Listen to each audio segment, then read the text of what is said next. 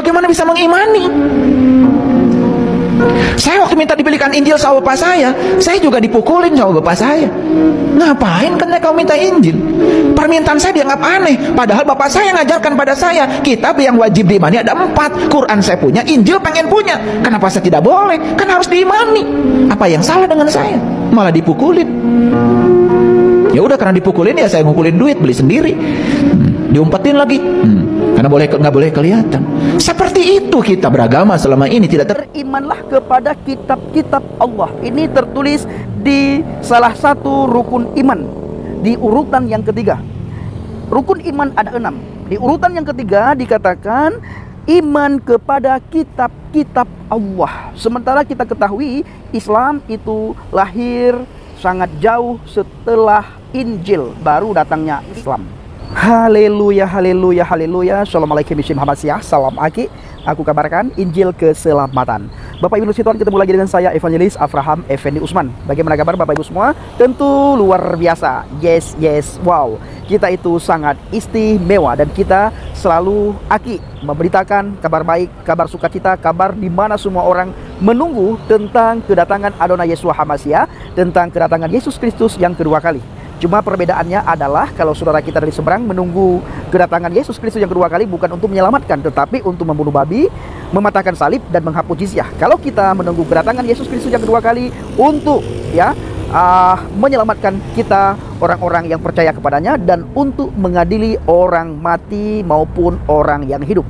Nah, saudaraku yang kasih Tuhan, para pencinta channel Injil Habaget, ada satu hal yang sangat penting yang ingin saya bahas kali ini mengenai perintah Al-Quran. Disuruh belajar kepada ahli kitab, bukan menghina ahli kitab. Belajarlah kepada ahli kitab, bukan menghina ahli kitab. Tetapi yang sering kita dengar kebalikan daripada apa yang diperintahkan oleh Al-Quran.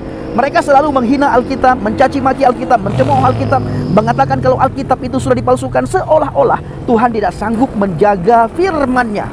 Tuhan sanggup menjaga firman-Nya karena Dia Maha Kuasa.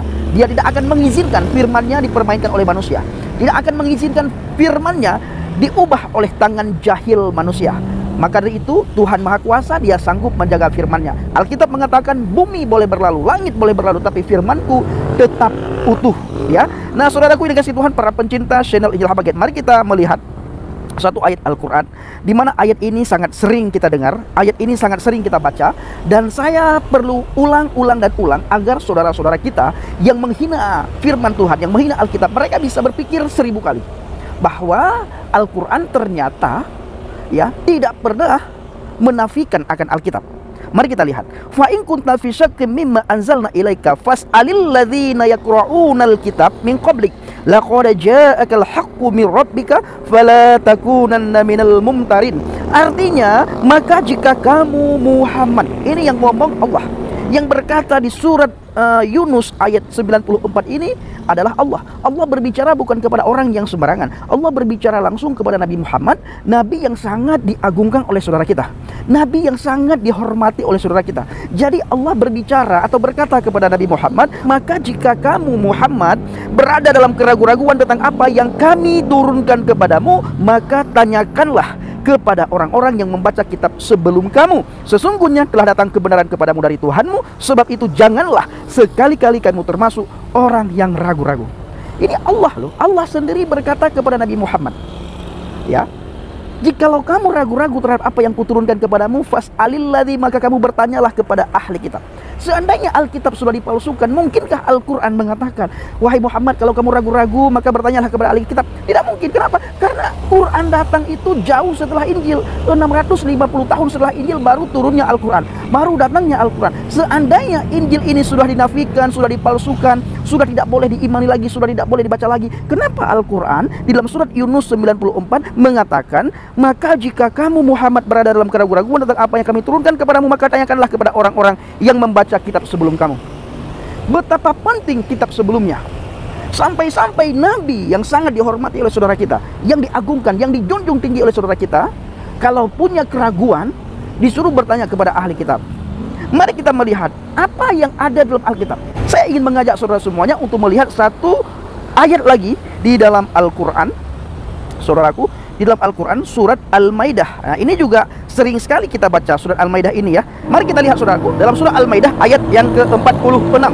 Bunyinya begini, wa qaffayna ala atharihim bi Isa bin Maryam musaddiqan lima baina yadayhim minat Taurat wa atainahul injil fihi hudaw wa nurun wa musaddiqan lima baina yadayhim minat Taurat wa hudaw wa mau'idatan lil muttaqin. Artinya, dan kami teruskan jejak mereka dengan mengutus Isa putra Maryam membenarkan kitab yang sebelumnya yaitu Taurat, dan kami menurunkan Injil kepadanya, di dalamnya terdapat petunjuk dan cahaya, dan membenarkan kitab yang sebelumnya yaitu Taurat dan sebagai petunjuk serta pengajaran untuk orang-orang yang bertakwa. Jadi Alkitab itu adalah sebagai pengajaran untuk orang-orang yang bertakwa. Menurut surah Al-Maidah ayat 46 ini ada 3 hal yang sangat penting yang terdapat di dalam Alkitab. Yang pertama, di dalam Alkitab itu adalah petunjuk bagi manusia. Bukan petunjuk bagi orang Kristen, bagi orang Katolik, bukan petunjuk bagi orang gereja, tetapi petunjuk bagi manusia.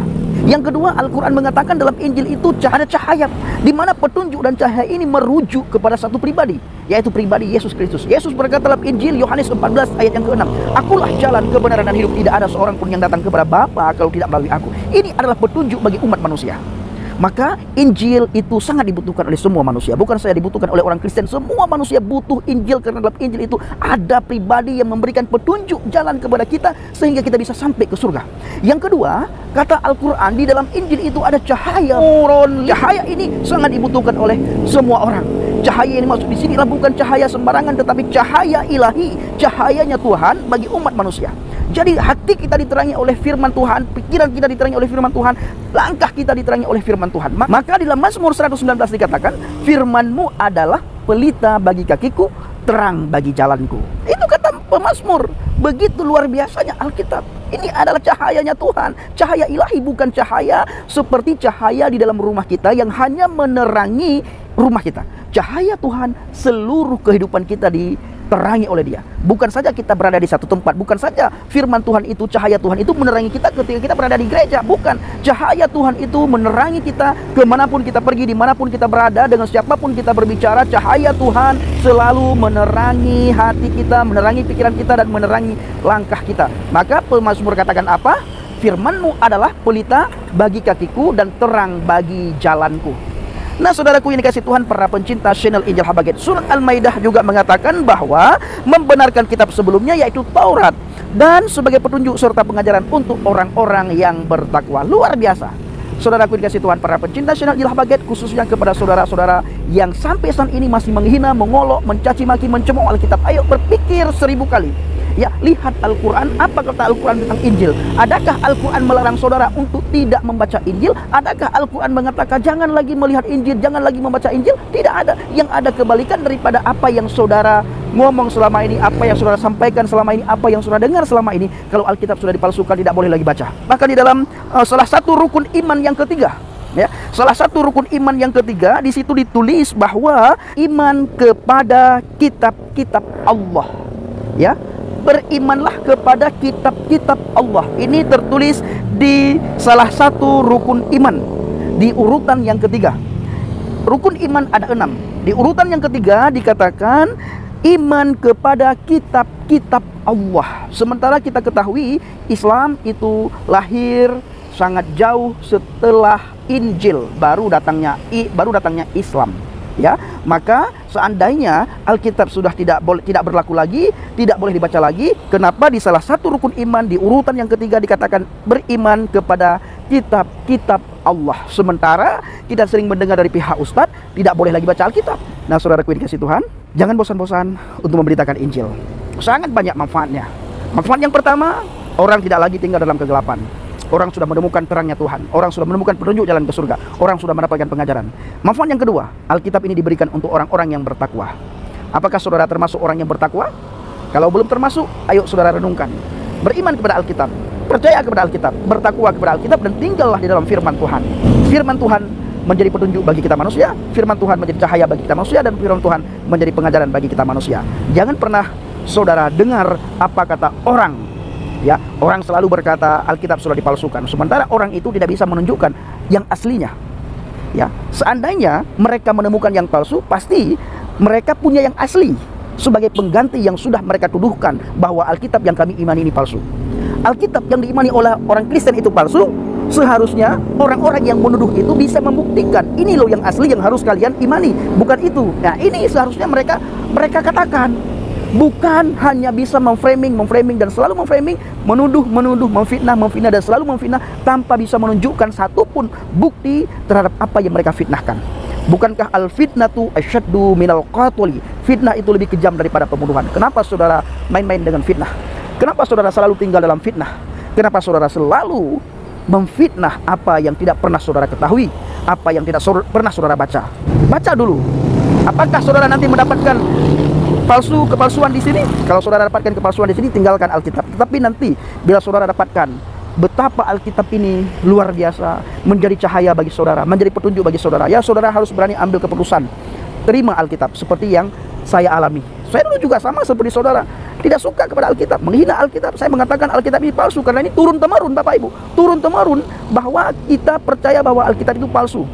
Tetapi setelah saya baca, saya lihat, saya pelajari, saya sangat terkagum terhadap Alkitab.